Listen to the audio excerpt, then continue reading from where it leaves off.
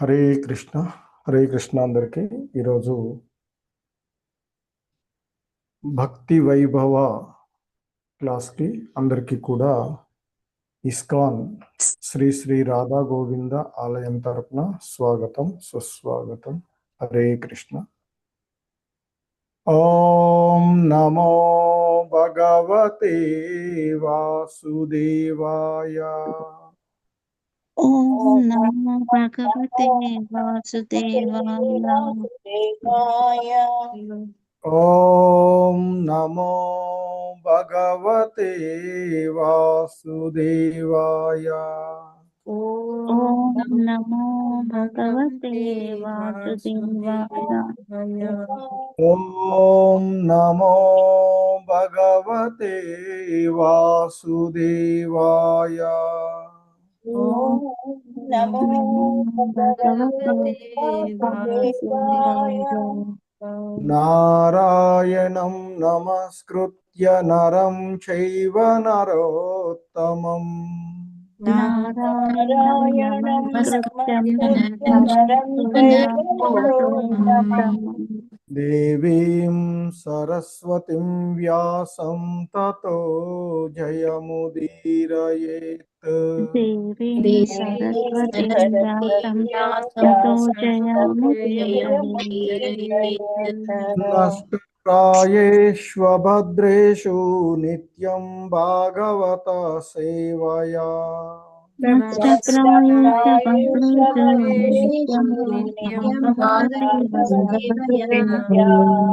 భగవతి ఉత్తమ శ్లోకే భక్తిర్భవతి నైష్టికీ.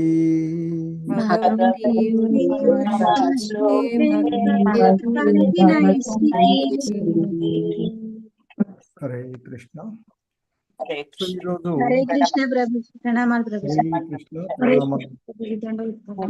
హరే కృష్ణ ప్రభుజీ, ప్రణామం ప్రభుజీ.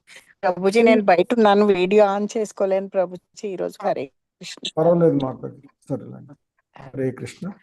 సో ఈరోజు భక్తి వైభవ క్లాస్లో మనము శ్రీమద్ భాగవతము మొదటి స్కందము, అందులో 11వ అధ్యాయమైనటువంటి శ్రీకృష్ణుని ద్వారకా నగర ప్రవేశము చూస్తూ ఉన్నాము. ఈ క్రమంలోనే ఆ దేవదేవుడైనటువంటి శ్రీకృష్ణ భగవానుల వారు హస్తినాపురము నుండి ద్వారకకు చేరుకున్నప్పుడు ఆ ద్వారకా నగరంలో ఉన్నటువంటి పరిస్థితులను మనము చూస్తూ ఉన్నటువంటిది.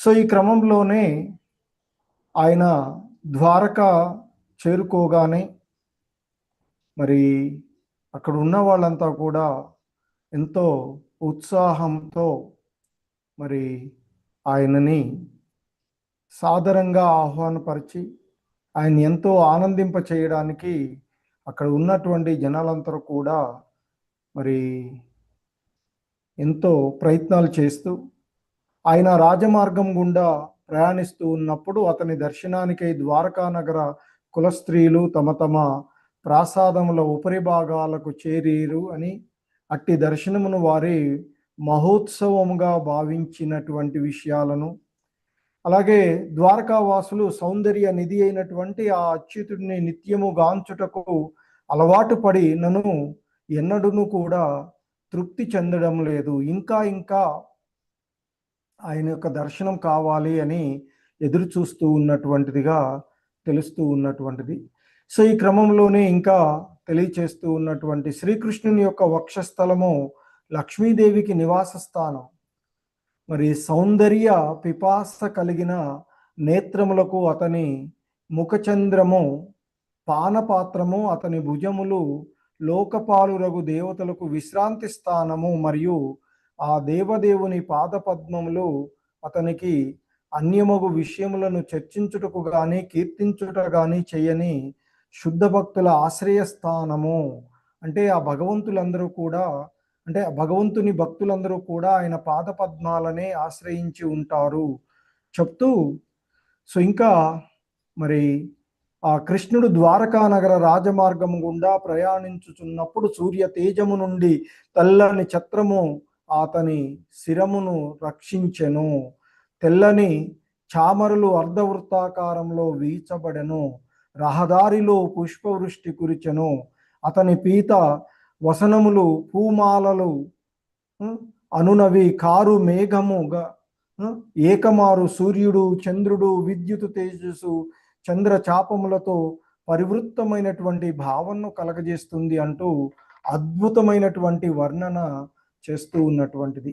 సూర్య చంద్రుడు ఇంద్రధనుసు మెరుపు అనునవి ఒకే మారు ఆకాశంలో గోచరించినప్పుడు ఎంతటి మరి కాంతిమంతంగా ఉంటుందో ఆ విషయం ద్వారా మనకి ఇక్కడ అర్థమవుతూ ఉన్నటువంటిది.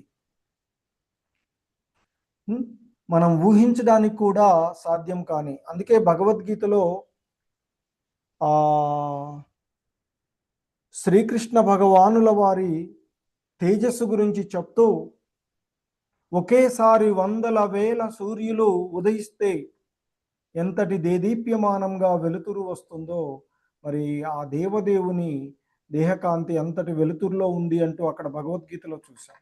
సో ఇక్కడ కూడా చెప్పబడుతూ ఉన్నటువంటి మరి ఆయన సూర్యుడు చంద్రుడు విద్యుత్ తేజస్సు ఇంద్రచాపం ఇంద్రధనుసు అన్నీ ఒకేసారిగా కలగొలిసి ఆకాశంలో కనిపిస్తే ఎంతటి తేజోవంతంగా ఉంటుందో అంతటి మరి ఆయన ఉన్నట్లుగా చెప్పబడుతూ ఉన్నటువంటిది.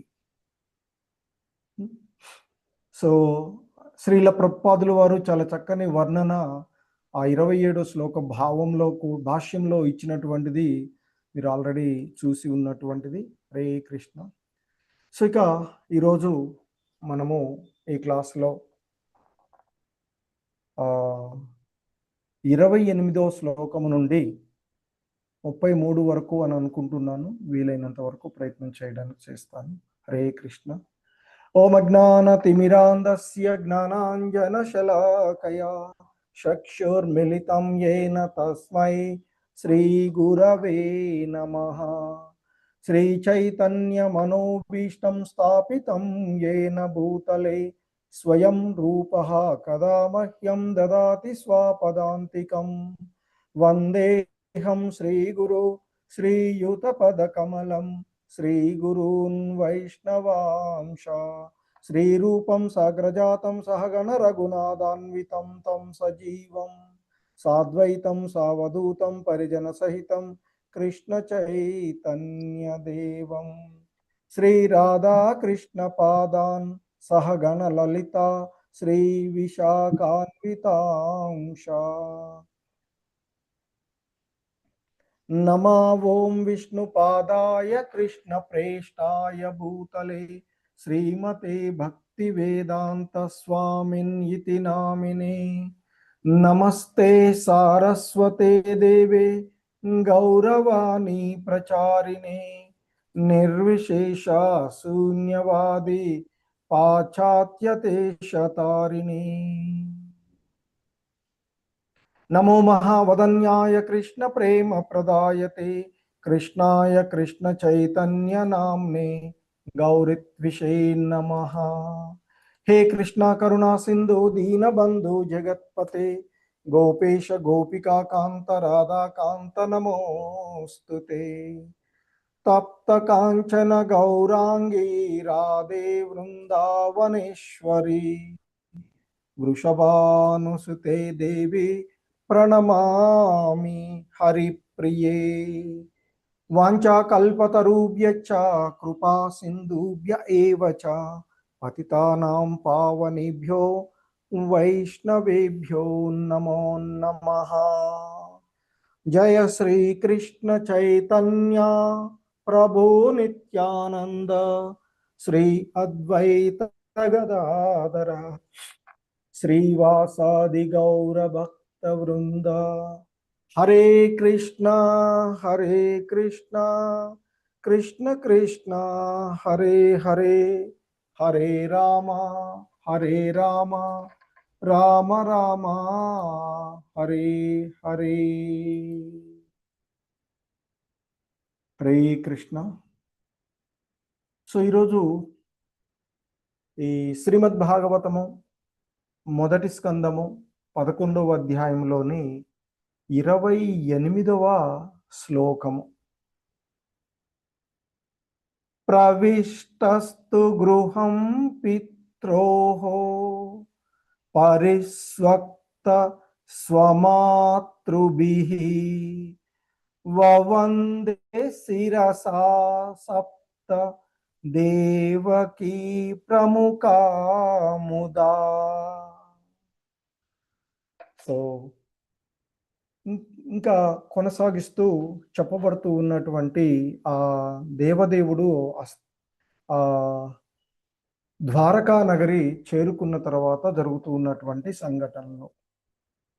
ప్రవిష్టః ప్రవేశించిన పిమ్మట.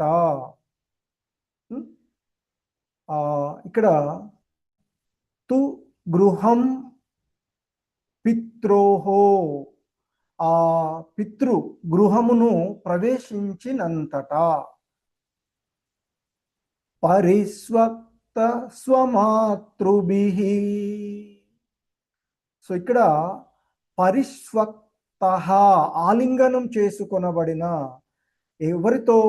స్వమాతృభిః, తన తండ్రి అయినటువంటి ఆ వసుదేవుని యొక్క ఇంటికి చేరుకొని ఆ గృహాన్ని చేరుకోగానే అచ్చట ఉన్నటువంటి ఆ స్వంత తల్లులచే, అంటే ఆ తండ్రి యొక్క భార్యలైనటువంటి వారి చేత ఆయన ఆలింగనం చేసుకునబడెను.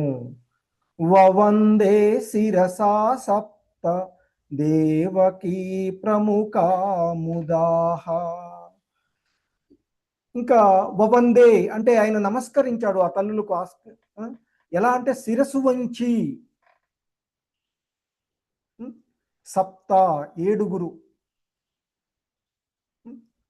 మరి ఆ దేవకీ ప్రముఖాః.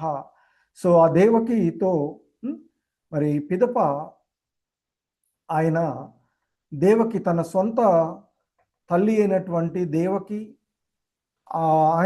ఆమెతో కలిసి ఉన్నటువంటి మిగిలిన ఆ 7 వీరందరినీ కూడా ఆయన శిరస్సు వంచి నమస్కారం చేశారు అనేటువంటిది ఇక్కడ చెప్పబడుతూ ఉన్నటువంటిది. సో ముఖ్యంగా మనకి ఈ శ్లోకంలో చెప్పబడుతూ ఉన్నటువంటి అంశాలలో చూస్తే ఆ భగవంతుడు దేవదేవుడు వీటన్నిటికీ అతీతుడు అయినప్పటికీ కూడా తన గృహస్థ ధర్మాన్ని ఏ విధంగా ఆచరిస్తూ ఉన్నాడు అనేటువంటిది చాలా చక్కగా మనకి ఈ శ్లోకంలో చెప్పబడుతూ ఉన్నటువంటిది. ఎందుకంటే ఆయన అక్కడ తండ్రి యొక్క గృహానికి చేరుకున్న తదుపరి ఆ గృహంలో ఉన్నటువంటి తల్లుల చేత ఆలింగనం చేయబడినటువంటి ఆయన వారందరికీ కూడా శిరస్సు వంచి నమస్కారం చేస్తూ ఉన్నటువంటి విషయం ఇక్కడ మనకి చెప్పబడుతూ ఉన్నటువంటిది. సో శ్రీకృష్ణుడు తన తల్లిదండ్రుల గృహంలోనికి ప్రవేశించి తన తల్లుల చేత ప్రేమతో ఆలింగనం చేయబడి ఆ దేవకీ దేవిని మొదలుకొని ఆ 7 తల్లులకు ఆనందపూర్వకంగా శిరస్సు వంచి ఆయన నమస్కారం చేస్తూ ఉన్నటువంటి, అంటే ఆ కృష్ణ భగవానుల వారి యొక్క ఆదర్శ గృహస్థాచారం ఏదైతే ఉందో అది, మరియు ఆయన యొక్క వినయము ఈ శ్లోకంలో ప్రతిఫలిస్తూ ఉన్నటువంటి అంశము. ఇక్కడ దేవకీ మాత శ్రీకృష్ణుని జన్మదాత తల్లిగా చెప్పబడుతూ ఉంది. ఇంకా ఆమెతో పాటు రోహిణీ మాత ఉంటుంది, బలరాముడు తల్లి. ఎందుకంటే ఆమె అయితే ఆ కృష్ణుడికి తల్లితో సమానమైనటువంటి ప్రేమను చూపేటువంటిది. సో వారితో పాటుగా ఆ దేవకితో పాటుగా వసుదేవుని యొక్క ఇతర భార్యలు, మొత్తం 7 తల్లులు ఆ భగవంతుని మరి వారందరూ కూడా భగవంతుడు వారందరినీ కూడా సమానమైనటువంటి గౌరవంతో నమస్కరించాడు అనేటువంటిది ఇక్కడ మనకి ఈ శ్లోకంలో తెలుస్తూ ఉన్నటువంటి అంశము. ఆయన సర్వేశ్వరుడు అయినప్పటికీ కూడా మాతృదేవో భవ అనేటువంటి ధర్మాన్ని తన ప్రవర్తన ద్వారా బోధించాడు అనేటువంటిది మనకి తెలుస్తూ ఉన్నటువంటిది.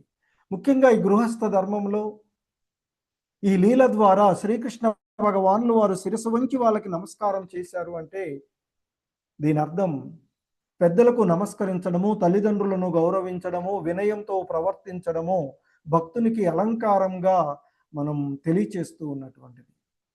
సో అందుకే భగవద్గీత 3వ అధ్యాయంలో చెప్తారు అర్జునుడితో, ఓ అర్జున, ఈ ముల్లోకాలలోనూ నాకు చేయవలసినటువంటి కార్యం అంటూ ఏదీ లేదు, అయినా నా కర్తవ్యాన్ని నేను నిర్వర్తిస్తూ ఉన్నాను. ఎందుకంటే ఆదర్శప్రాయుడైనటువంటి, ఎందుకంటే అంతకుముందు జనకుడు వంటి, సీతాదేవి తండ్రి, శ్రీరాముని యొక్క మామ అయినటువంటి మొదలగు వారు వారి యొక్క కర్మల ద్వారా ఆచరణీయమైనటువంటి మార్గాన్ని ఏర్పరిచినటువంటి వారు. సో అందుకే భగవంతుడు కూడా మరి ఆచరణీయమైనటువంటి మార్గాన్ని మనకి ఇస్తూ ఉన్నటువంటిది. ఎందుకంటే నిజమైనటువంటి గొప్పతనం, మహత్వము అనేటువంటిది అధికారంలో కానీ ఉండదు, అధికారంలో ఉండదు.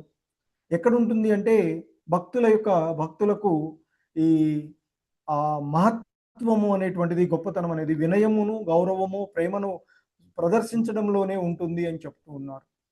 సో భగవంతుడు ఇక్కడ ఇది. అలాగే మనకి ఆయన లీలలన్నీ కూడా అద్భుతం, మహా అద్భుతం. సాందీపుని యొక్క ఆశ్రమంలో ఉండి ఆయనకి ఎంతో ఉన్నతమైన స్థానం, అంటే గురువుని ఎలా గౌరవించాలి అనేటువంటి విషయాన్ని కూడా సర్వమానవాళికి బోధించినటువంటి విషయంగానే మనము చూడవచ్చు అక్కడ. సో ఆ విధంగా మరి ఆ కృష్ణ భగవానుల వారు గృహస్థ ఆశ్రమ ధర్మాన్ని ఏ విధంగా నిర్వర్తించాలి అనేటువంటిది ఈ సర్వ మానవాళికి అందించినటువంటిదిగా మనకి ఆ శ్లోకంలో తెలుస్తూ ఉంది. శ్రీల ప్రభుపాదుల వారి యొక్క వివరణం కూడా మనం చూసినట్లయితే, సో ముఖ్యంగా శ్రీల ప్రభుపాదుల వారు చెప్తున్నారు, హరే కృష్ణ, ఈ సమయంలో శ్రీకృష్ణుడు తన జనకుడైనటువంటి వసుదేవుని యొక్క ప్రత్యేక ఆవాస మందిరంలోనికి ప్రవేశించినట్లుగా చెప్తూ ఉన్నటువంటిది.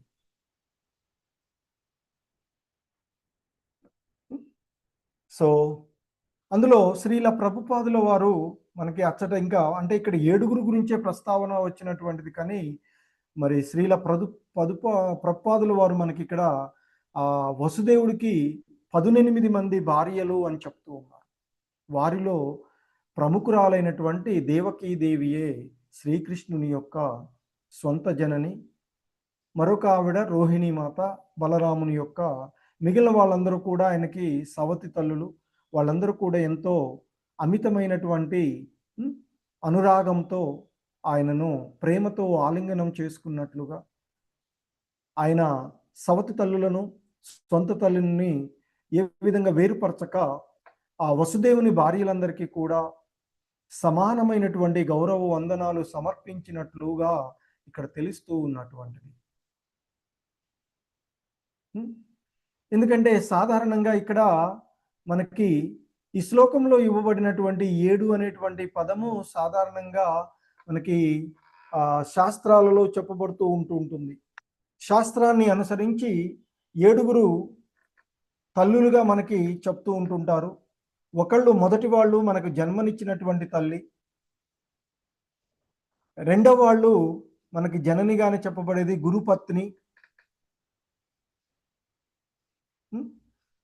అలాగే మూడవ వాళ్ళు బ్రాహ్మణ పత్ని, అలాగే రాజు యొక్క భార్య కూడా. ఎందుకంటే రాజు రాజ్యంలో ఉండేటువంటి ఆ ప్రజలందరూ కూడా ఆయన బిడ్డలు లాంటి వాళ్ళే కనుక రాజు భార్య కూడా తల్లితోనే సమానంగా భావించబడుతుంది. అలాగే మనం గోమాత, భూమాత, జన్మనిచ్చిన తల్లి, గురుపత్ని, బ్రాహ్మణ పత్ని, రాజు భార్య, గోమాత, భూమాత. ఇక దాది అంటే ఇక్కడ మనకి నర్స్ అంటే ఆయా అని చెప్పవచ్చు. మనల్ని మనల్ని చిన్నప్పటి నుంచి సాధినటువంటి వాళ్ళు కొంతమంది ఉంటారు. వాళ్ళు కూడా తల్లి సమానులుగానే భావించబడేటువంటిది. సో శాస్త్ర నిర్దేశాన్ని అనుసరించి సవతి తల్లి కూడా సొంత తల్లితో సమానం కాగలదు అని చెప్తున్నారు. సో మరి ఆధ్యాత్మిక గురువులలో తండ్రి కూడా ఒకరు కనుక మరి ఆమె కూడా తల్లితోనే. సో ఆ విధంగా మరి ఆయన జగన్నాథుడైనప్పటికీ కూడా ఆదర్శనీయుడైనటువంటి పుత్రునిగా పాత్ర పోషణ చేస్తూ ఉన్నటువంటి సందర్భము మనము ఇక్కడ చూస్తూ ఉన్నట్లుగా తెలుస్తూ ఉన్నటువంటిది. హరే కృష్ణ.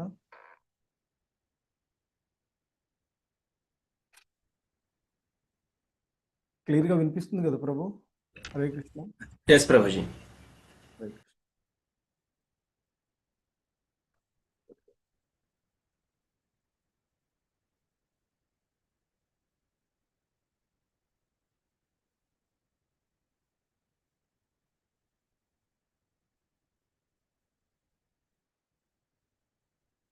సో తదుపరి శ్లోకం చూసినట్లయితే శ్రీమద్ భాగవతము మొదటి స్కందంలోని 11వ అధ్యాయము 29వ శ్లోకము.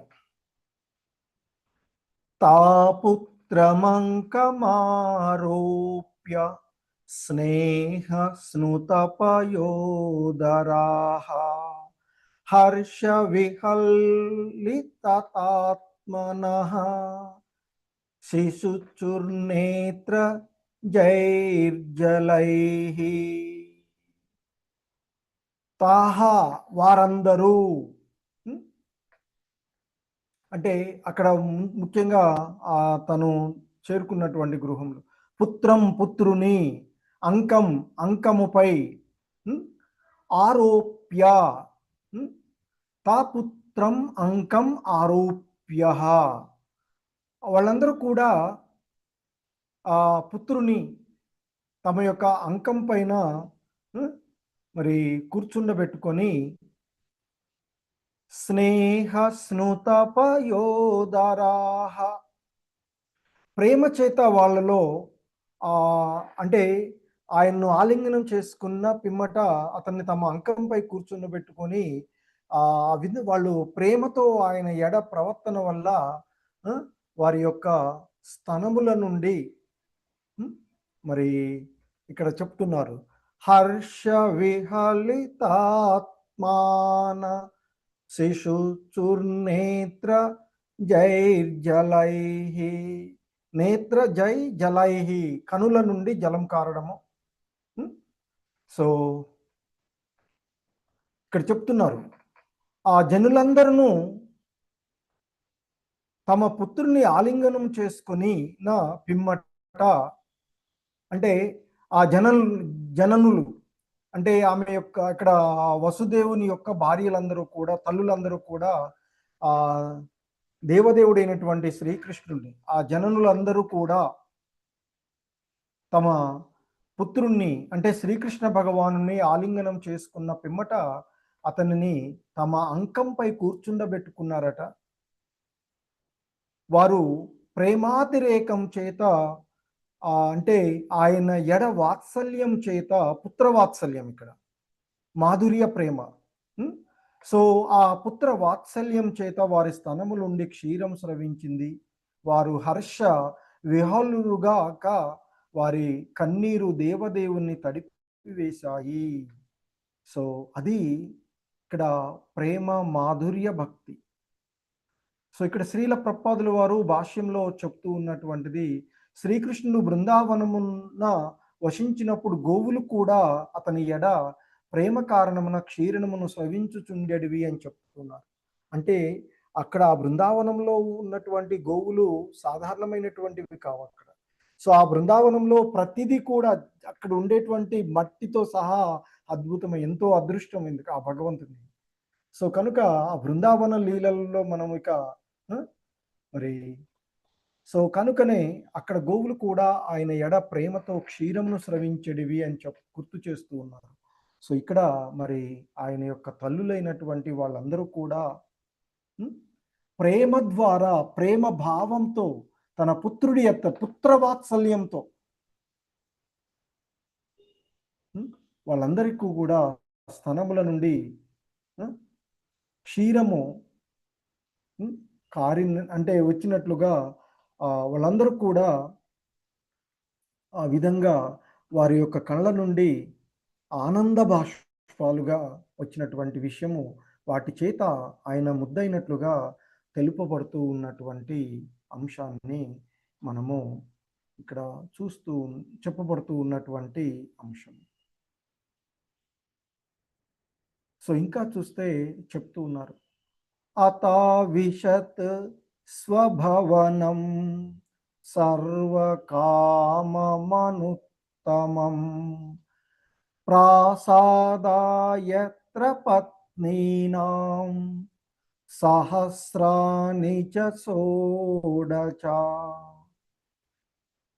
తదుపరి ఎప్పుడైతే ఇంతకుముందు చెప్పినట్లుగా శ్రీకృష్ణ భగవానుల వారు తన పితృగృహానికి వెళ్ళి అక్కడ తల్లులందరినీ కూడా ప్రేమపూర్వకంగా ఆయన శిరస్సు వంచి, అంటే వాళ్ళందరూ కూడా ఆలింగనం చేసుకునగా వారికి అందరికీ కూడా శిరస్సు వంచి నమస్కారం చేయగా వారంతా ఎంతో ప్రేమతో ఆయన ఎడ ఆ ప్రేమ, మాధుర్య ప్రేమని, వాత్సల్య ప్రేమను వారంతా కూడా ప్రదర్శించినటువంటి, మాధుర్య ప్రేమను ప్రదర్శించినటువంటి విషయము అయిన తర్వాత అతవిశత్ స్వభవనం,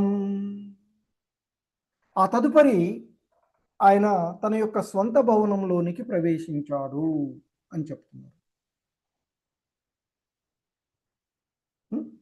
సో అంటే తన యొక్క రాజమందిరం ముందుగా ఆయన వచ్చి ద్వారకా నగరానికి వచ్చిన తర్వాత ఆ వీధుల మార్గాన్ని గుండా ప్రయాణించి తన తండ్రి యొక్క గృహానికి మొదటగా వచ్చాడు. తండ్రి నివసిస్తూ ఉన్నటువంటి గృహంలోనికి మొదటగా వచ్చినటువంటి అక్కడ పరిస్థితులన్నీ కూడా మనకి ఇక్కడ వివరించబడ్డాయి. తదుపరి ఆయన ఇక తన రాణుల వాసమైనటువంటి అంతఃపురానికి, తన స్వంత భవనమునందు ఆయన ప్రవేశించాడు అని చెప్తున్నారు. అక్కడ పరిస్థితులు చెప్తున్నారు. సర్వకామమనుత్తమం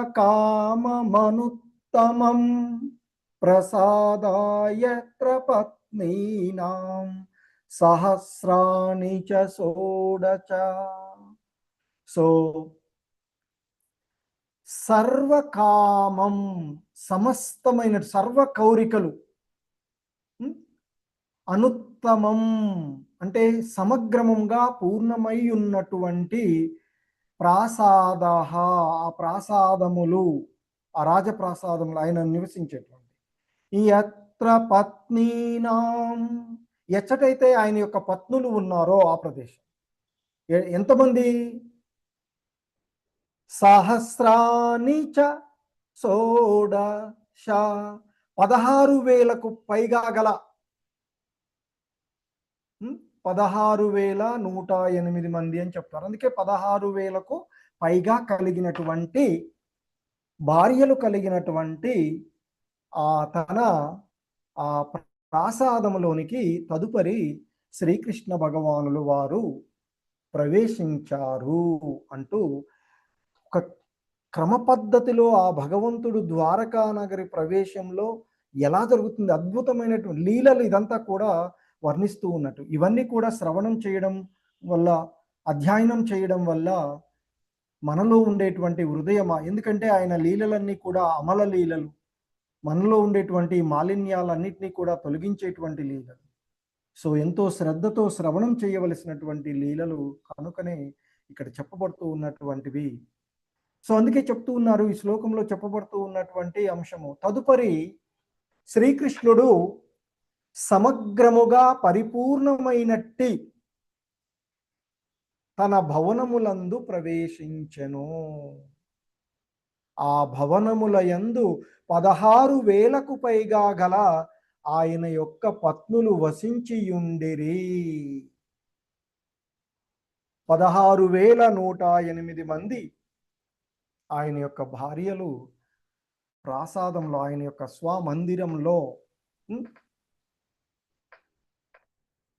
ఉన్నట్లుగా ఇక్కడ మనకి అటువంటి ఆ మందిరాలలోనికి ఆయన ప్రవేశించినటువంటి విషయాన్ని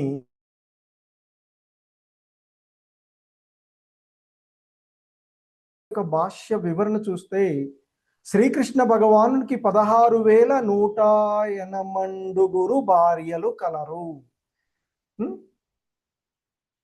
హరే కృష్ణ. ఆ 16,108 మంది భార్యలు. అయితే ఆ 16,108 మంది భార్యలకు కూడా ప్రతి ఒక్కరికి కూడా అంటే ఆ 16,108 మందికి సపరేట్ గృహాలు. ఎటువంటి గృహాలో చెప్తున్నారు శ్రీల ప్రభుపాదుల వారు వివరణలో చెప్తున్నారు. పలు ఉద్యానవనాలు, చక్కని ప్రహరీలు కలిగిన పూర్ణ ప్రాసాదములను కలిగి ఉన్నారు. అంటే ఒక్కొక్క రాణి, ఒక్కొక్క భార్య ఒక్కొక్క గృహాన్ని కలిగి ఉంది సపరేట్గా. అందరూ ఒకే గృహంలో నివసించట్లేదు, ఒక జాయింట్ ఫ్యామిలీ లాగా. ప్రతి ఒక్కళ్ళకి కూడా సపరేటుగా 16,108 గృహాలు ఉన్నవి అని చెప్తున్నారు. ఎంత అద్భుతమైనటువంటి లీల, ఎంత అద్భుతమైనటువంటి విషయం ఇక్కడ చూడండి. అయితే వీటి యొక్క వర్ణనంతా కూడా మనకి దశమ స్కందంలో వస్తుంది అని చెప్తున్నారు శ్రీల ప్రభుపాదుల వారు. ఇక్కడ దాని యొక్క విలువ అంటే అంత ఎక్కువగా ఇవ్వట్లేదు, ఇక్కడ కొంత మాత్రం చెప్తున్నారు. దశమ స్కందంలో పరిపూర్ణమైనటువంటి వివరణతో కూడా ఆయన యొక్క ఆ లీలలన్నీ కూడా అక్కడే ఉన్నాయి కాబట్టి మరి అందులో దశమ స్కందంలో సంపూర్ణంగా వివరణ ఉన్నది, అక్కడ చూద్దామని చెప్తున్నారు. అయితే ఇక్కడ చెప్తున్నటువంటి ఏంటంటే ఆ 16,108 ప్రాసాదములు కూడాను అతి ఉత్తమమైన చలువరాతితో నిర్మింపబడి మణులతో తేజోవంతము కావింపబడిన ఆ భవంతులు బంగారు అంచులు కలిగిన తెరలు మరియు తివాసీలతో అలంకరింపబడి ఉండెను. ఇది వర్ణన ఎక్కడ చూసాం మనం? 3వ స్కందంలో అనుకుంటాను కదా. బ్రహ్మదేవుడు భగవద్ధామ వర్ణన గురించి చెప్తూ ఉన్నప్పుడు ఆ వైకుంఠ లోకాలలో గోలోక వృందావనంలో ఆ శ్రీకృష్ణ భగవానుల వారి యొక్క వైభవాన్ని అక్కడ వర్ణించారు. సో అదే వైభవము ఇక్కడ వర్ణించబడుతుంది శ్రీల ప్రభుపాదుల వారి చేత. ఆ 16,108 ప్రాసాదములు అతి ఉత్తమమైన చలువరాతులతో నిర్మించబడి ఉండడమే కాకుండా మనులతో తేజోవంతము కావింపబడినవట. అవన్నీ కూడా భవంతులన్నీ కూడా బంగారు అంచులు కలిగిన తెరలు మరియు తివాసీల చేత అలంకరింపబడి ఉండెను. మరి ఎవరు ఇక్కడ? దేవదేవుడైనటువంటి ఆ భగవానుడు శక్తి, వీర్యము, ఐశ్వర్యము, సౌందర్యము, జ్ఞానము, వైరాగ్యములను, షడ్గుణైశ్వర్యములను సంపూర్ణంగా కలిగి ఉన్నటువంటి వాడు కదా. మరి ఆయనకు తప్ప ఇంకెవడికి సాధ్యమవుతుంది ఇదంతా కూడా? సో మరి ఆ భగవానుడు గనుక ఆయన యొక్క భవంతుల యందు ఆ కోరికల పూర్ణము కొరకై కొరతేది కూడా కానరాకుండా ఉండేటువంటిది సంపూర్ణమైనటువంటి శక్తి, సంపూర్ణమైనటువంటి వీర్యము, సంపూర్ణమైనటువంటి ఐశ్వర్యము, సంపూర్ణమైనటువంటి సౌందర్యము, సంపూర్ణమైనటువంటి జ్ఞానము, సంపూర్ణమైనటువంటి వైరాగ్యము కలిగినటువంటి ఆయన దగ్గర ఉండకుండా ఇంకెక్కడుంటవి? పరిపూర్ణత ఎక్కడుంటుంది? సో కనుక ఆయన యొక్క రాణుల యొక్క భవంతులలో కోరికల పూర్ణమునకు ఎటువంటి కొరత కానరాకుండా ఉన్నటువంటి ఆ భవనాలు, ఆ ప్రాసాదములు ఉన్నాయి అంటూ వర్ణించబడుతూ ఉన్నటువంటిది. ఎందుకంటే ఆ భగవంతుడు అనంతుడు. ఎందుకంటే మనకి మామూలుగా విశ్వరూప దర్శనం చూస్తూనే అర్జునుడు అంటాడు, ఓ కృష్ణ, నీవు ఎక్కడ ప్రారంభమయ్యావో, ఎక్కడ అంతమయ్యావో, నీ మధ్య ఎక్కడుందో నేను కనుగొనలేకుండా పోతున్నాను. అంటే అనంతుడు ఆయన, ఆది అంతాలు లేనటువంటి వాడు. మరి ఆయన కోరికలు కూడా అలాగే ఉంటాయి కదా. కాబట్టి మరి కొరత ఎలా ఉంటుంది ఇక? మరి ఆయన ఇవ్వదలుచుకుంటే కూడా ఆయన వరదానం కూడా అనంతమై ఉంటుంది. అందుకే ఆ రాణులకు వాళ్ళందరికీ కూడా ఆ విధమైనటువంటి వరదానము వాళ్ళందరికీ ఇవ్వబడినటువంటిది. సో ప్రతిదీ అనంతము కనుకనే ఆ ప్రాసాదములు సర్వకామములని ఈ శ్లోకములో పేర్కొనబడినటువంటి అంశాన్ని గుర్తు చేస్తూ ఉన్నారు. ఇక్కడ సర్వకామం అనుత్తమం అంటూ చెప్పబడినటువంటిది. అంటే కోరిన వాటన్నింటినీ కూడా పూర్ణంగా, మళ్ళీ కోరింది ఏదో సరే అడిగావు కదా సరే ఇక్కడితో తృప్తి పెట్టుకో అని లేదు. ఏది కోరుకుంటే అది పరిపూర్ణంగా ఇవ్వబడేటువంటిది అని సర్వకామము అనే ఆ సంక్షిప్తంగా వర్ణించబడినవి అంటూ శ్రీల ప్రభుపాదులు వారు చెప్తూ ఉన్నటువంటి అంశము. మరి అంటే ఇక్కడ ఆ భగవంతుని యొక్క విధానంలో మనకి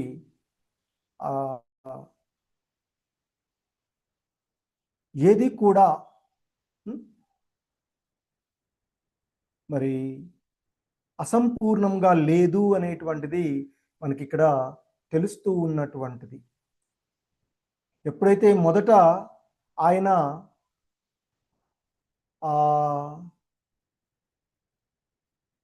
తండ్రి యొక్క నివాసంలోనికి వెళ్ళాడో ఆ తదుపరి ఆయన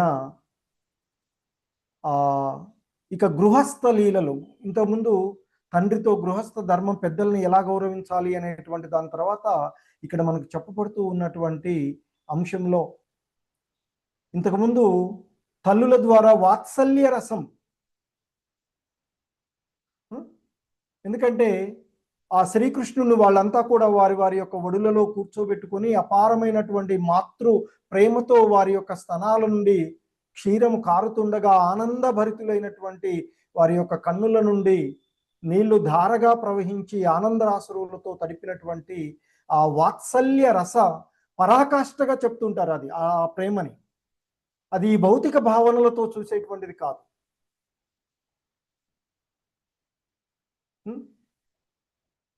సో కాబట్టి ఈ శ్లోకంలో మనకి మెయిన్గా అంతకుముందు శ్లోకంలో స్నేహ స్నుత పయోధరాహ అనే పదం మాతృప్రేమ ఎంత సహజమైందో తెలియచేస్తూ ఉన్నటువంటిదిగా చెప్తూ ఉన్నారు మనకి. ఎందుకంటే కుమారుడు చాలా రోజులు హస్తినాపురంలో ఉండి ఇంటికి వచ్చినటువంటి సందర్భంలో వారిలో వాత్సల్యము ఉప్పొంగినటువంటి సందర్భంగా చెప్తున్నటువంటి సో ఆ విధంగా ప్రేమానందాశ్రువులు జరిగినటువంటివి. మరి ఆ భగవంతుడు ప్రేమకు ఆధీనుడవుతూ ఉండేటువంటిది. సో ఇక తదుపరి ఇప్పుడు మనం చూసినటువంటి ఈ శ్లోకంలో ఆ గృహస్థ లీల వర్ణించబడుతూ ఉన్నటువంటిది. ఆ తరువాత శ్రీకృష్ణుడు సమస్త సంపదలతో నిండి ఉన్నటువంటి సాటిలేని తన దివ్యమైనటువంటి నివాసంలోనికి ప్రవేశించారు. ఎందుకంటే శ్రీల ప్రభుపాదుల వారు భాష్యంలో చెప్తూ ఉన్నటువంటి ప్రతిదీ కూడా ప్రాసాదముల యొక్క వర్ణన మనకి దశమ స్కందంలో ఉన్నప్పటికీ కూడా ఇక్కడ ఆయన అతి ఉత్తమమైనటువంటి చలువరాతితో నిర్మింపబడినటువంటివి, మణులతో తేజోవంతంగా ఉన్నటువంటివి, మరి సమస్త ఐశ్వర్యాలు సౌకర్యాలు కలిగి సాటిలేని అత్యుత్తమమైనటువంటి ఆ రాజభవనాలు ఆయన భార్యల కోసం 16,108 మంది కోసం తయారు చేసినటువంటి ఆ 16,000కు పైగా ఉన్నటువంటి అని చెప్పబడినటువంటిది. సో నిర్మించమైనటువంటి అద్భుతమైన రాజభవనాలు ఉన్నటువంటి, ఎందుకంటే ఇక్కడ ఆ భగవంతుని యొక్క ఈ సందర్భంలో మనకి ఆ భగవంతుని యొక్క అచింత్యాశక్తి తెలుస్తూ ఉన్నటువంటి అంశము. చూడు ఇక్కడ మనకి తదుపరి శ్లోకంలో ఆయన వివరిస్తూ ఉన్నటువంటి అంశాన్ని మనము చూడవచ్చు. హరే కృష్ణ. ప్రభుజీ ఒక్కటి ప్రభుజీ ఈ శ్లోకంలో అదే సర్వకామ అని చెప్పారు కదా ప్రభుజీ. అయితే కల్పవృక్షం కూడా ప్రొవైడ్ చేస్తుంది కదా ప్రభుజీ మనకి అడిగినవి. అంటే ఇక్కడ కల్పవృక్షం కంటే lord Krishna is a great అని అలా అనుకోవాలా ప్రభుజీ? ఇక్కడ ప్రభుపాద భాష్యంలో. కల్పవృక్షాలు అనేటువంటిది ఇది దాదాపుగా సిమిలర్ గానే వాడబడుతూ ఉన్నటువంటిది మాతాజీ. భౌతిక జగత్తులో కాబట్టి కామ సర్వ అనేటువంటి పదాన్ని ఇక్కడ ఉపయోగించి ఉంటారు ఈ పదం ఇక్కడ. హరే కృష్ణ. ఇది భౌతిక జగత్తుకు సంబంధించినటువంటి అంశం కనుక. Hare okay Prabhuji, thank you so much Prabhuji. Hare Krishna. Hare Krishna.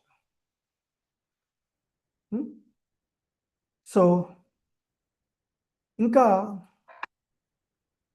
మనకి ఈ శ్రీమద్ భాగవతము మొదటి స్కందము 11వ అధ్యాయంలోని 31వ శ్లోకము. పత్న్యపతిం ప్రోష్య గృహానుపాగతం విలోక్య సంజాత మనోమహోత్సవాః ఉత్తస్తురారాత్ సహసాసనాశయాత్ సాకం వ్రతైర్వ్రీడితలో లోచనాననాః. పత్న్యా అంటే శ్రీకృష్ణుని యొక్క భార్యలు. పతిం ప్రోష్య ఇప్పటి వరకు ఆయన ఇంటికి దూరమైనటువంటి తన భర్త. గృహానుపాగతం అంటే తన యొక్క గృహానికి వారి యొక్క గృహాలకు తిరిగి వచ్చినటువంటి విలోక్య అంటే గాంచి తిరిగి వచ్చినటువంటి విషయాన్ని గాంచి సంజాత మనమహోత్సవాః.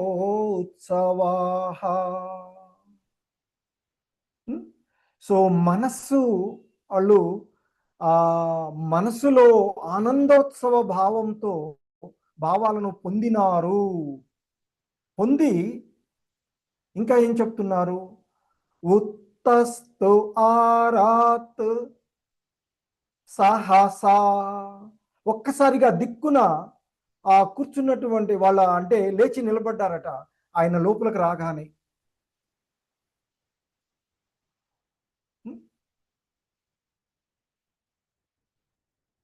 సహసా ఆసయాత్ ఇక్కడ ఆసనాల నుండి సహసాసనాయ ఆశయాత్ అని చెప్తున్నారు ఇక్కడ. సో మరి వారి యొక్క కూర్చున్నటువంటి ఆసన స్థితుల నుండి ఒక్కసారిగా లేచి ఆ ఆనంద భావంతో వారు లేచారు అని చెప్తున్నారు. ఎటువంటి స్థితిలో ఉన్నారట? అంతకుముందు ఆ భగవంతుని యొక్క ధ్యాన స్థితిలో ఉన్నారు. ఆయన దూరంగా ఉన్నప్పుడు కూడా నిరంతరము ఆయన యొక్క భావనలోనే ఉన్నటువంటి వాళ్ళందరూ కూడా ప్రేమ భక్తితో ఉన్నటువంటి వాళ్ళు. సో కాబట్టి ధ్యాన స్థితి నుండి ఒక్కసారిగా వాళ్ళు లేచి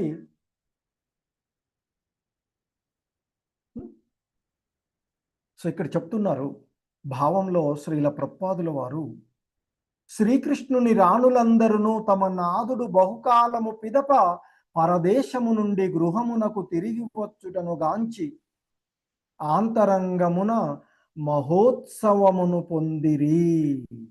వారందరూ కూడా ధ్యానము నుండి వెలికి వచ్చి ఆసనముల నుండి దిక్కున లేచి నిలబడిరి. సాంఘిక కట్టుబాటును అనుసరించి లజ్జావదనులై ముఖమును కప్పుకొని వారు బిడియంగా అతనిని గాంచిరి. మనకి ఇక్కడ స్త్రీ సాంప్రదాయాల్లో ఉండవలసినటువంటి విషయాలుగా మనకి ఇక్కడ బోధించబడుతూ ఉన్నటువంటి అంశాలు.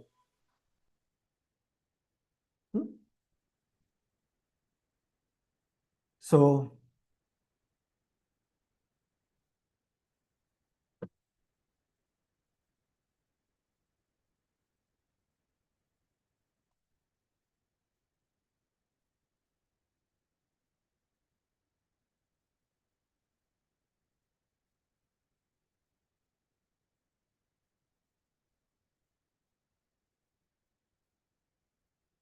హరే కృష్ణ. ఒక్క నిమిషం.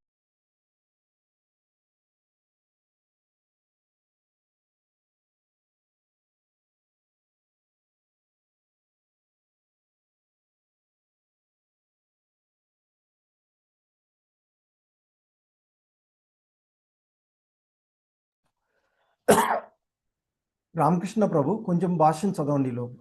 ఒక్క నిమిషం. ఓకే ప్రభుజీ, హరే కృష్ణ. భాష్యం శ్రీ ప్రభుపాద్ శివప్రభాకి జై. పూర్వము తెలుపబడినట్లుగా శ్రీకృష్ణ భగవానుడు 16,189 రాణుల భవంతుల యందు ప్రవేశించను. అనగా ఎందరు రాణులు ప్రాసాదములు కలవో అన్ని ప్రధాన రూపములలోనికి అతడు శీఘ్రమే విస్తరించి ఏకకాలమున వాటన్నింటి యందును విడివిడిగా ప్రవేశించను. ఇది అతని ఆంతరంగిక శక్తి యొక్క మరొక ప్రదర్శనము. అనగా అతడు అద్వితీయుడైనను కోరినన్ని ఆధ్యాత్మిక రూపములలోనికి విస్తరించగలడు. పరమ పురుషుడు ఏకమేనను కోరినంతనే పలు రూపములుగా విస్తరించగలడని శృతి మంత్రములందు తెలుపబడినది. పరమపురుషుని ఈ విస్తారములు ప్రధాన విస్తృతాంశములుగా మరియు విడివడిన అంశాలుగా వ్యక్తమగుచుండును. విడివడిన అంశాలు ఆ దేవదేవుని శక్తికి ప్రాతినిధ్యములు కాగా, ప్రధాన అంశములు అతని స్వీయ ప్రాతినిధ్యములై ప్రభు ఉన్నవి. స్క్రీన్ కనిపిస్తుందా ప్రభు? లేదు ప్రభు, స్క్రీన్ పోయింది ప్రభు. ఒక్క నిమిషం. హరే కృష్ణ.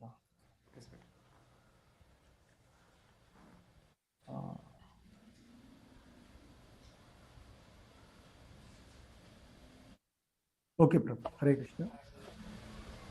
ఇప్పుడు వచ్చింది ప్రభు.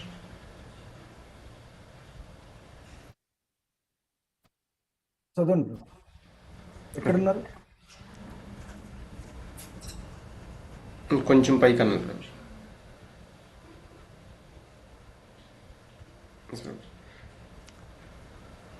ఈ విధముగా శ్రీకృష్ణ భగవానుడు 16,108 ప్రధానాంశములుగా విస్తరించి ఏకకాలమున ప్రతిరాణి ప్రాసాదమున ప్రవేశించెను. దీనినే వైభవ భక్తి అనగా భగవానుని ఆధ్యాత్మిక శక్తి అందురు. ఆ విధముగా చేయగలిగినందునే శ్రీకృష్ణుడు యోగీశ్వరునిగా ప్రసిద్ధికెక్కినాడు. హరే కృష్ణ. ఓకే ప్రభు, హరే కృష్ణ. హరే కృష్ణ. సో ఇక్కడ ఆ భగవంతుని యొక్క వైభవము, ఆయన యొక్క అచింత్య శక్తులు గురించి ఈ భాష్యంలో శ్రీల ప్రభుపాదుల వారు విస్తృతమైనటువంటి వివరణ మనకి ఇవ్వబడినటువంటిది కనిపిస్తూ ఉన్నటువంటిది. సో ముఖ్యంగా ఆయన వివరిస్తూ ఉన్నటువంటి అంశంలో ఆయన పూర్వపు శ్లోకంలో చెప్పబడినట్లుగా మనకి ఆ 16,108 మంది రాణుల భవంతుల యందులోకి ప్రవేశించారు. అంటే ఆయన యొక్క మందిరాల్లోకి ప్రవేశించారు అని చెప్తున్నారు. ఎలా ప్రవేశించారు అనేటువంటిది ఇక్కడ శ్రీల ప్రభుపాదుల వారు చాలా చక్కగా ఒకేసారి అంటే ఆ 16,108 మంది రాణుల యొక్క ప్రాసాదాలు ఎన్ని ఉన్నాయో అన్నింటిలోనికి ఏకకాలంలో శ్రీకృష్ణుడు ప్రవేశించాడు. అది కదా అద్భుతం ఇక్కడ. అంటే ఆ భగవంతుడు శ్రీకృష్ణుడు, దేవదేవుడైనటువంటి శ్రీకృష్ణ భగవానుడు ఆయన యొక్క స్వ అంశాలుగా ప్రధాన రూపాలుగా 16,108 రూపాలలోనికి ఏకకాలంలో వాటన్నింటినీ కూడా విడివిడిగా వాటన్నిటిలోకి ప్రవేశించాడు. సో ఇది ఆ భగవంతుని యొక్క శక్తి, ఆంతరంగిక శక్తి యొక్క ప్రదర్శన అంటూ శ్రీల ప్రభుపాదుల వారు మనకి తెలియచేస్తూ ఉన్నటువంటిది. సో ఇది సరిపోతుంది కదా, ఆయన అద్వితీయుడు. అందరూ కూడా ఈ మూర్ఖ జనులు, వివిధ రకాలుగా ఉండేటువంటి వాళ్ళు, ఏంటి ఆయనకి 16,108 మంది ఆయనకు ఉంటే మేము ఇద్దరు లేదా ముగ్గురిని ఇది అని చాలా మంది చాలా ఈ బహుభార్యత్వాలు ఉన్న వాళ్ళు ఇలా చెప్పేటువంటి వాడు అసలు ఎలా కంపేర్ చేసుకుంటారు, ఎలా మాట్లాడతారు కూడా అర్థం కాని విషయం. అది భగవంతునికి సంబంధించినటువంటి విషయము. సో ఎంత అద్భుతమైనటువంటి ఇది చెప్పండి ఇక్కడ. ఆ 16,108 మందిని ఏకకాలంలో సంతృప్తిపరచగలిగే, అంటే ఆ విధంగా ఆయన విస్తరించి చేయగలిగేటువంటిది. భగవంతుడు 16,108 కాదు, ఆయన అనుకుంటే అనంతమైనటువంటి స్వ అంశాలుగా ఆయన విభజించగలిగే విడిపోగలుగుతూ ఉంటాడు. సో అది ఇక్కడ ఆయన అద్వితీయుడైనటువంటి వాడు, కోరిన అన్నింటినీ కూడా తీర్చగలిగేటువంటి వాడు, ఆ కోరినన్ని ఆధ్యాత్మిక రూపములలోనికి కూడా విస్తరించగలిగేటువంటి వాడు. ఆ పరమపురుషుడు ఒక్కడే అయినప్పటికీ, ఏకమే అయినప్పటికీ కూడా కోరినంతనే అనేక రూపాలలోనికి విస్తరించగలడు అనేది ఆ శృతి మంత్రముల యందు, వేద వాజ్మయముల యందు చెప్పబడుతూ ఉన్నటువంటి అంశాన్ని ఇక్కడ మనకి తెలియచేస్తూ ఉన్నారు. సో ఇంతకు ముందు ఆ భగవంతుని యొక్క అంశాలు వివిధ రకాలుగా మనము వర్ణించుకున్నటువంటివి. ఆ వివిధ రకాలు, కొన్ని ముఖ్య రకాలుగా వర్గీకరించి, కానీ ఆ విస్తారంలో ప్రధాన విస్తృత అంశాలుగా మరియు విడివడినటువంటి అంశాలుగా వ్యక్తమవుతుండేటువంటి అంశాన్ని కూడా ఆయన చెప్తూ ఉన్నారు. ఆ విడివడినటువంటి అంశాలేమో ఆ దేవదేవుని యొక్క శక్తి ప్రాతినిధ్యాలు కాగా, ప్రధాన అంశాలు ఏవైతే ఉన్నాయో అవి ఆయన యొక్క స్వీయ ప్రాతినిధ్యములై ఉన్నవి అని చెప్తున్నారు. సో ఆ విధంగా శ్రీకృష్ణ భగవానుడు ఆ ద్వారకా నగరిలో ప్రవేశించి తన 16,108 ప్రధాన అంశాలుగా విస్తరించి ఏకకాలములో ప్రతి రాణి ప్రాసాదములోనికి అతడు ప్రవేశించారు. ఇది ఆ భగవంతుని యొక్క ఆధ్యాత్మిక శక్తి, వైభవ శక్తి. అలా చెయ్యగలిగేటువంటి అయినటువంటి వాడైనటువంటి కారణంగానే ఆ దేవదేవుడైనటువంటి శ్రీకృష్ణుడు యోగేశ్వరుడుగా, మహాయోగేశ్వరుడుగా ప్రసిద్ధికెక్కినాడు అని చెప్తూ ఉంటుంటారు. ఎందుకంటే సాధారణంగా యోగులైనటువంటి వాళ్ళు తమ దేహాలకు 10 రెట్లు అధికంగా విస్తరించగలరు. ఆ కర్దమ ముని విషయంలో చూసాం మనం, 9 విభాగాలుగా ఏదో అతడు విస్తృతం చెందినట్లుగా ఆ కర్దమ ముని విషయంలో అంత పూర్వ దాంట్లో మనం చూసాం. సో ఎక్కువలో ఎక్కువ సాధారణమైనటువంటి యోగులు 10 రెట్లుగా విస్తరించగలరు అని చెప్తున్నారు. కానీ శ్రీకృష్ణ భగవానుడు మాత్రము దానికి భిన్నంగా అనంతంగా కూడా ఆయన విస్తరించగలడు.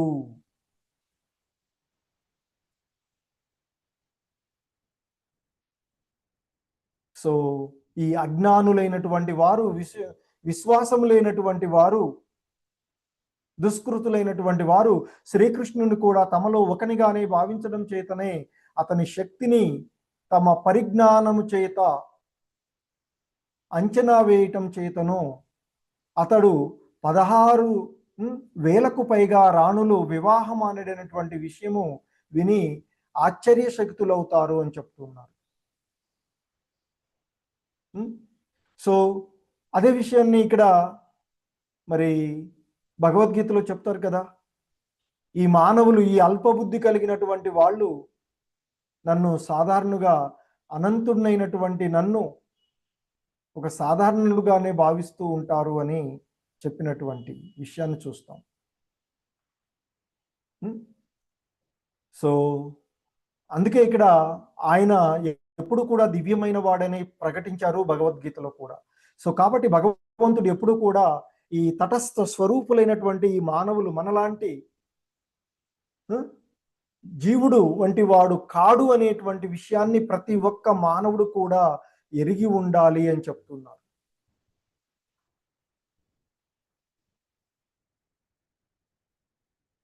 సో శక్తిమానుడు మరియు శక్తి నడుమ కొద్దిపాటి గుణరీతి భేదమే ఉన్నను శక్తిమానుని శక్తిని సమానము చెయ్యరాదు, శక్తిమానుని శక్తిని ఎప్పుడు కూడా సమానం చేయరాదు అని చెప్తారు. సో ఆ విధంగా శ్రీకృష్ణుని రాణులందరూ అతని ఆంతరింగిక శక్తి యొక్క విస్తారములు కావున ఇచ్చట శక్తిమానుడు మరియు శక్తుల నడుమ ఆధ్యాత్మిక ఆనందము నిరంతరము పరస్పర వినిమయమగుచుండును. అవియే శ్రీకృష్ణుని దివ్య లీలలు.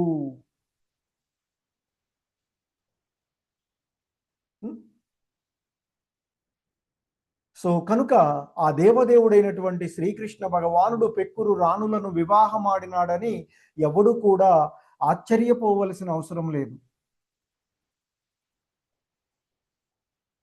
16,000 ఇక్కడ శ్రీల ప్రభుపాదులు వారు చెప్తున్నారు.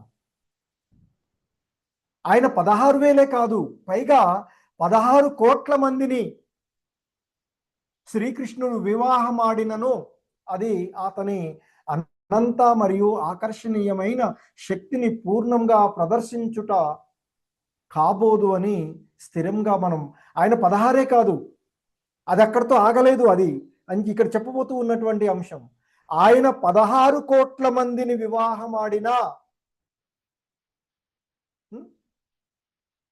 అది అనంతము మరియు అక్షయమైనటువంటి ఆయన శక్తి పూర్ణంగా ప్రదర్శించుట కాబోదు. ఇంకా ఉంటుంది, ఇంకా చేయగలడు ఆయన.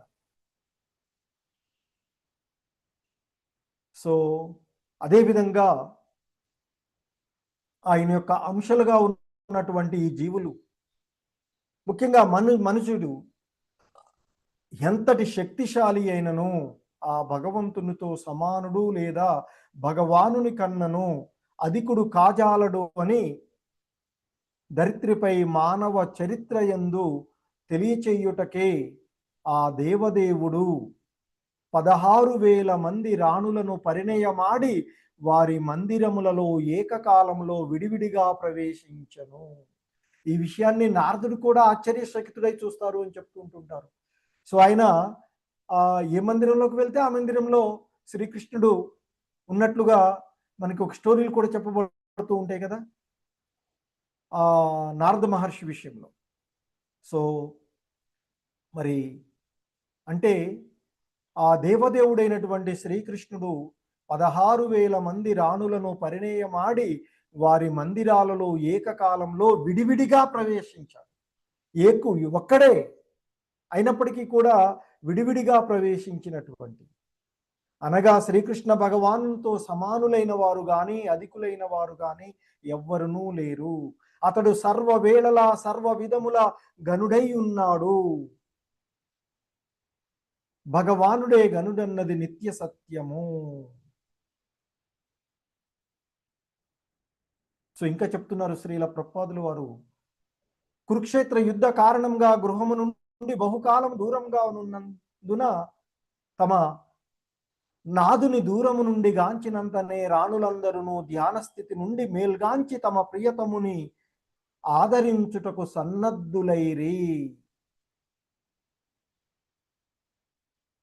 భర్త దేశాంతరమేగినప్పుడు భార్య ఎట్టి సాంఘిక ఉత్సవంలో పాల్గొనరాదు అనియు, దేహమును అలంకరించుకొనరాదనియు, నవ్వరాదనియు, ఎట్టి పరిస్థితి యందును బంధువుల గృహమును కేగరాదనియు యజ్ఞవల్క్య ధర్మ నిర్దేశములు తెలుపుచున్నవి. భర్త గృహమునకు దూరంగానున్నప్పుడు స్త్రీలు పాటించవలసినటువంటి వ్రతములు ఇవే. అలాగే భార్య ఎన్నడును శుచిరహిత స్థితిలో భర్త ఎదుటకు రాకూడదనియు వాటి యందు తెలుపబడినది. చక్కని వస్త్రములు నగలతో అలంకరించుకొని ఆమె సదా ఆనందోత్సాహంతో భర్త ఎదుట నిలువవలెననియు నిర్దేశించబడినది. శ్రీకృష్ణుని రాణులందరూ అతని అభావమును తలుచుచు అతనినే సదా ధ్యానించుచుండిరి. ఇప్పటి వరకు కూడా ఆయన యొక్క భావనలోనే ధ్యాన స్థితిలో ఉన్నటువంటి వారు. మరి భక్తులైనటువంటి వారే శ్రీకృష్ణుని మరచి క్షణకాలమును జీవింపలేరన్నచో మరి రాణుల విషయంలో వేరుగా మనం చెప్పవలసింది ఏమీ లేదు కదా. సో ఇంతకుముందు మనము 10వ అధ్యాయంలో అక్కడ మన అస్తినాపురం నుండి ఆయన వస్తూ ఉన్నప్పుడు కొంతమంది మూర్ఛపోయినటువంటి పరిస్థితి ఉంది. మరి భక్తులైనటువంటి వాళ్ళు ఆయనతో సంబంధాన్ని కలిగి ఉన్న వాళ్ళే అలా ఉన్నప్పుడు మరి ఆయన యొక్క రాణులైనటువంటి పట్టప్రాణులైనటువంటి ఆ భార్యల పరిస్థితి ఎలా ఉంటుందో విడిగా చెప్పవలసిన పని లేదు అంటూ చెప్తున్నారు శ్రీల ప్రభుపాదుల వారు. వారందరూ ద్వారకా నగర లీలల కొరకై అవతరించిన లక్ష్మీదేవి అవతారములై ఉన్నారు. వీరంతా కూడా ఆ లక్ష్మీమాత యొక్క అవతారాలే, ఆ ఆదిలక్ష్మి అయినటువంటి రాధారాణి యొక్క అవతారాలుగానే చెప్పబడుతూ ఉన్నటువంటి ప్రత్యక్షమున గాని ధ్యానమున గాని వారెన్నడూను శ్రీకృష్ణుడి నుండి విడిపడి ఉండరు. గోవులను మేపుటకై శ్రీకృష్ణుడు వనమునకేగినప్పుడు గోపికలు అతనిని మరువలేకుండిరి. ఆ విధంగా బాలకృష్ణుడు గ్రామము నుండి బయటకు వెడలినప్పుడు అతడు తన మృదువైన పాదపద్మముల చేత కరుకు నేలపై ప్రయాణించడి విషయమును గురించి వారు గృహమునందు చింతించడివారు. ఎందుకంటే ఆ బాలకృష్ణుడు అరణ్యంలోకి వెళ్ళి అరణ్యంలో ఉండేటువంటి చెట్లు చేమలు వాటన్నిటిపైన గరుకుగా ఉండే నేలలపైన ఆయన పాదాలు ఎలా కందిపోతాయో అనేటువంటి భావనలో అదే తలుస్తూ ఉండేవారు ఆ గోపికలు అని చెప్తూ ఉన్నారు.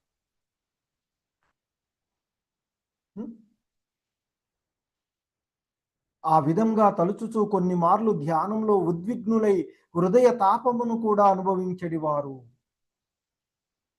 భగవానుని శుద్ధ భక్తుల స్థితి ఈ రీతిగా ఉండును. వారు సదా ధ్యాన మగ్నులై ఉందురు. ఆ రీతిగానే రాణులు కూడా శ్రీకృష్ణుని అభావమున ధ్యానమగ్నులై ఉండిరి. ప్రస్తుతము వారు తమ నాదుని దూరము నుండి ఏగాంచి పైన వర్ణింపబడినటువంటి స్త్రీ వ్రతములతో సహా సర్వ కారణములను త్యజించి వేసిరి. స్త్రీల సాధారణ నైజము ఈ సందర్భమున వ్యక్తమైనదని శ్రీల విశ్వనాథ చక్రవర్తి ఠాకూర్ల వారు పలికి ఉన్నారు. మొట్టమొదట ఆసనముల నుండి లేచి నిలబడి తమ నాదుని వారు గాంచగోరినను స్త్రీ సహజమైన లజ్జాకారణమున ముందుకు సాగలేకపోయిరి. కానీ తీవ్రమగు ప్రేమ విహ్వలతచే ఆ స్థితిని వారు అధిగమించి అతనిని ఆలింగనము చేసుకొనవలెననే భావనను పొందిరి. అట్టి భావనను వారి పరిశ్రమల స్పృహను కోల్పోయినట్లు చేశాను. ఆ పరిశ్రమల ఆ స్పృహను కూడా కోల్పోయినట్లుగా చేశాను అని చెప్తున్నారు. ఈ దివ్య ప్రేమోన్మాద స్థితి సాంఘిక కట్టుబాట్లను నియమములను నశింపజేయగా కృష్ణుడి కలిసడి మార్గమున వారు ఆటంక రహితులైరి. ఆత్మ ప్రభువైన శ్రీకృష్ణ భగవాన్ను కలుసుకొనుటకు ఇదియే పరమోత్తమ పూర్ణత్వ స్థితి అంటూ చెప్పబడుతూ ఉన్నటువంటిది. ఎందుకంటే ఈ విషయాన్ని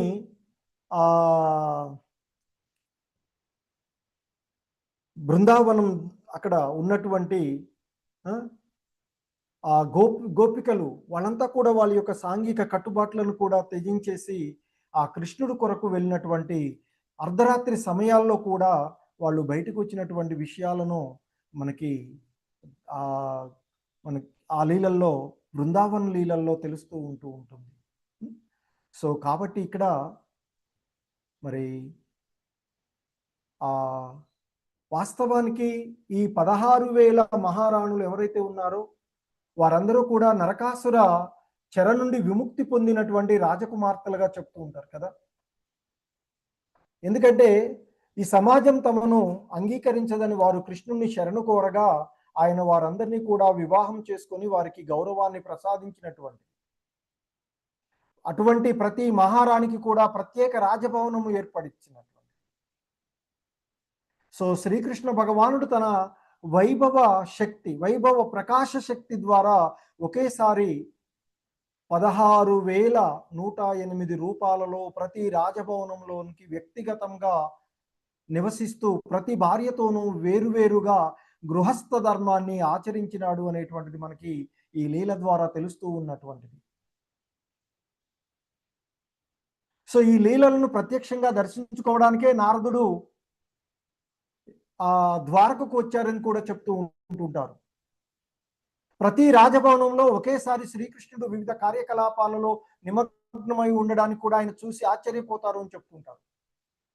సో దీని ద్వారా తెలిసేటువంటిది ఏంటంటే మనకి ముఖ్యంగా భగవంతుడు పరిమితుడు కాడు, ఆయన అపరిమితుడు. అనంత రూపాలలో ఏకకాలంలో ప్రత్యక్షం కాగలడు. మరి భక్తునితో వ్యక్తిగత సంబంధము భగవంతుని ప్రత్యేక గుణం. ప్రతి భక్తుడు కూడా కృష్ణుడు నాతోనే ఉన్నాడు అనే అనుభూతిని పొందగలుగుతారు.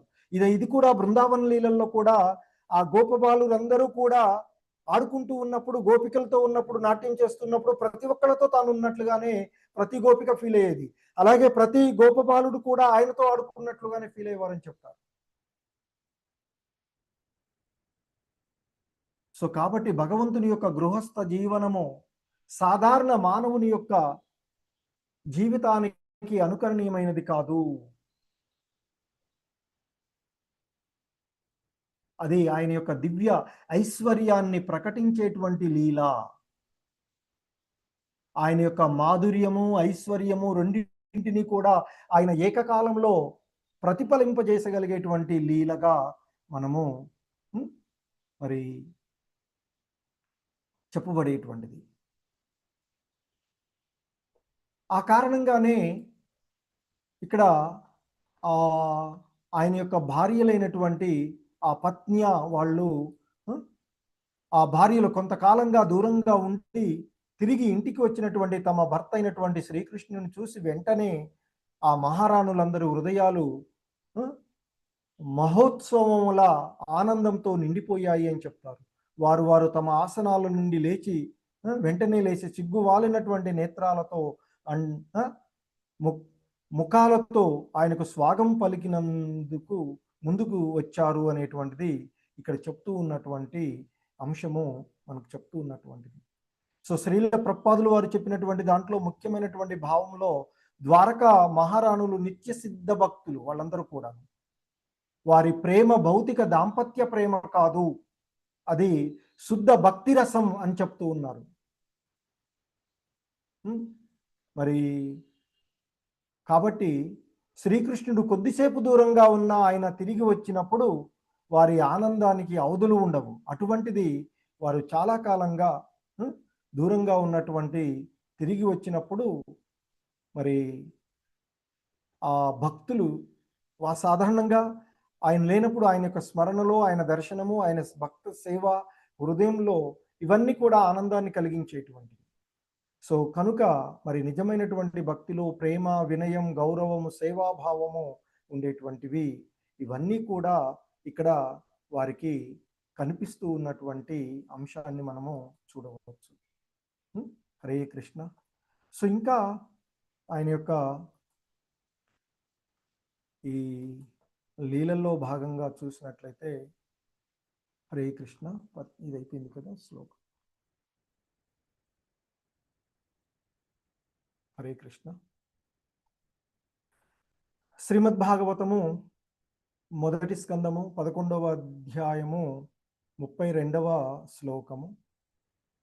తమాత్మజై దృష్టిభిః అంతరాత్మనా దురంత భావా పరిరేభిరే పతిం నిరుద్ధమప్యాస్రవదంబునేత్రయో విలజ్జతీనాం భృగువర్య వైక్లవాత్. సో ఇంకా చెప్తూ ఉన్నటువంటి అతను ఎవరు? శ్రీకృష్ణ భగవానుని. తమాత్మజై అంటే ఆయనను ఆత్మజై అంటే పుత్రుల ద్వారా,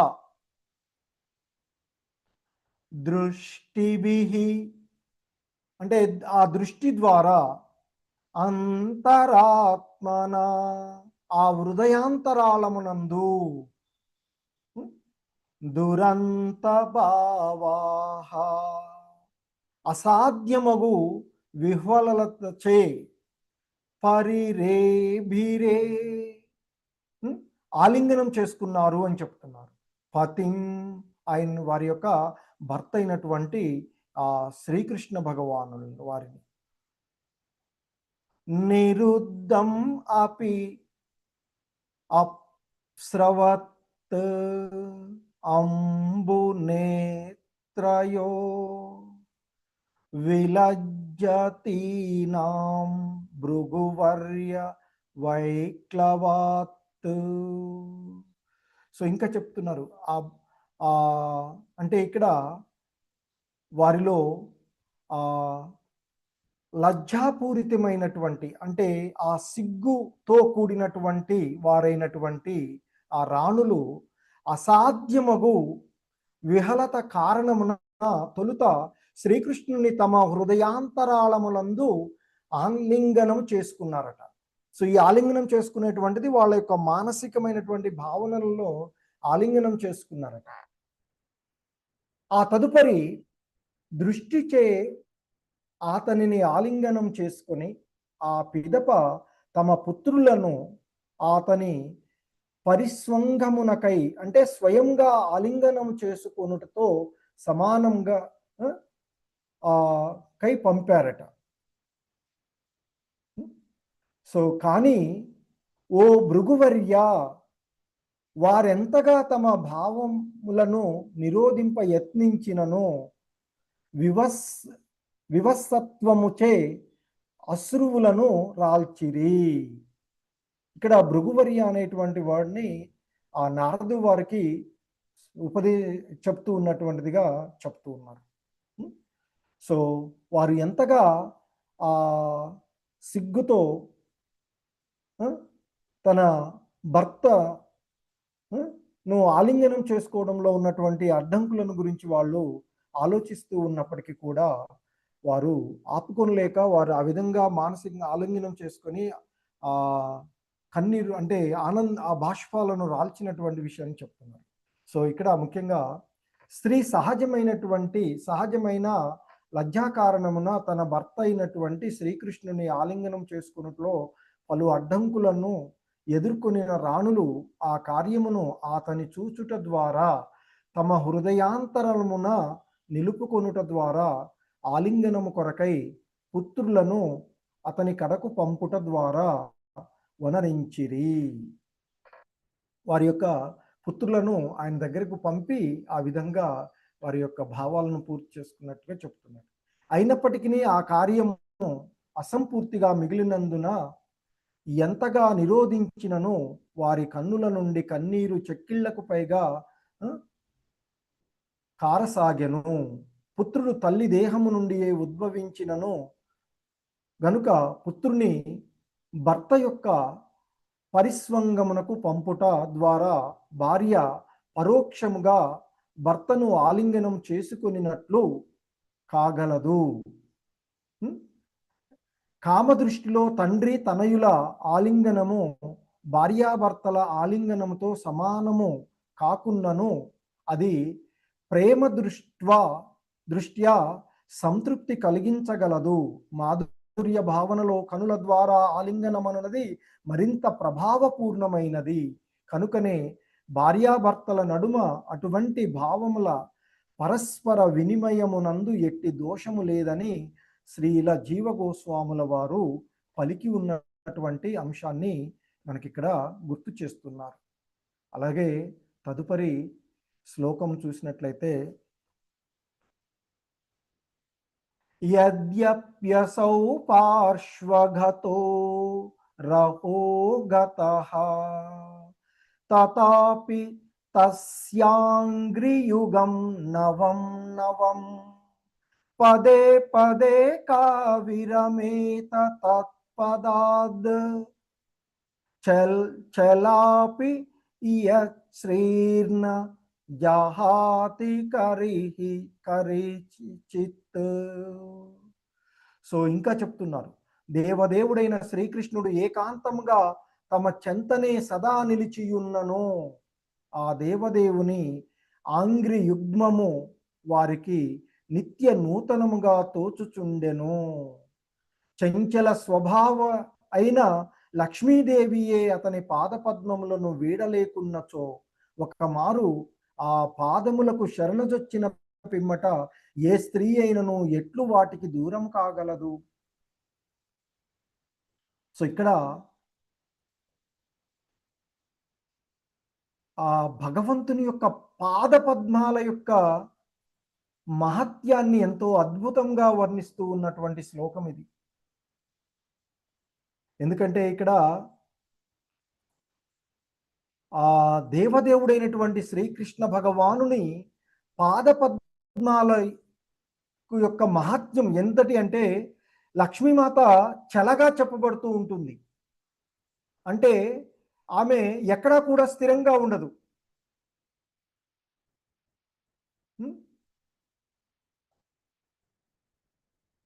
మరి సో కాబట్టి మరి అటువంటి లక్ష్మీమాత మరి ఆ భగవంతుని పాద పద్మాలను ఎప్పుడు కూడా వదిలివేయదు. ఆ చంచల స్వభావము ఉన్నటువంటి లక్ష్మీమాత, ఎందుకంటే లక్ష్మి అనేటువంటి భౌతిక సంపద ఎక్కడ కూడా స్థిరంగా ఉండదు, భౌతిక సంపదలు. అటువంటి లక్ష్మీమాతనే ఆయన యొక్క పాదచరణాలను వదిలివేయలేనటువంటి పరిస్థితి. సో ఇక్కడ మనకి ఈ శ్లోకంలో సుఖదేవ గోస్వాముల వారు నారదముని సమక్షంలో జరిగినటువంటి దృశ్యాన్ని ఉద్దేశించి చెప్పినట్లుగా మనం ఇక్కడ దీన్ని అర్థం చేసుకోవాల్సి. ఈ శ్లోకంలో చెప్పబడినటువంటి అంతకుముందు శ్లోకంలో ఆ భృగువర్య అనేటువంటిది తదుపరి కూడా వచ్చినటువంటి ఈ విషయాలను మనకి చెప్పబడుతూ ఉన్నటువంటి అంశాలలో, ఎందుకంటే